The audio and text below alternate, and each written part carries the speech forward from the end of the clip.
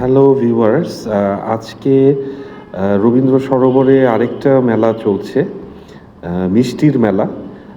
Unfortunately আজকেই মেলার final day ছিল। তো লাকিলি ফাইনাল ডেতে আমি ভিজিট করে এই মেলাটা পেয়ে গেলাম। এইখানে বেসিক্যালি তারা ফোকাস করেছে পপুলার কিছু মিষ্টির আইটেম দিয়ে। কিছু পিঠাও ছিল, বাট যেহেতু এটা মিষ্টির মেলা, পিঠাগুলো ওইভাবে ফোকাস করা হয় নাই। মিষ্টি অনেক ধরনের ছিল।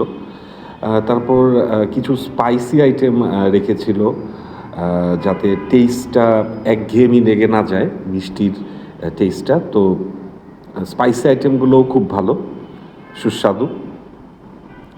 আর এটা মূলত যখন এই ধরনের মেলা হয়, ইউজুয়ালি কনসার্ট হয়, কনসার্টও চলছিল। এই যে দেখেন মিষ্টি, স্পেশাল মিষ্টিগুলো আপনার ওই রসগোল্লা, গোলাপ জামুন, কালো জাম, তারপর আপনার ওই নারিকেলের বিভিন্ন পিঠা, সরি পিঠা না, মিষ্টি, সন্দেশ, বাতাসা আমরা ছোটোবেলায় খেতাম, সেগুলো ছিল এখানে।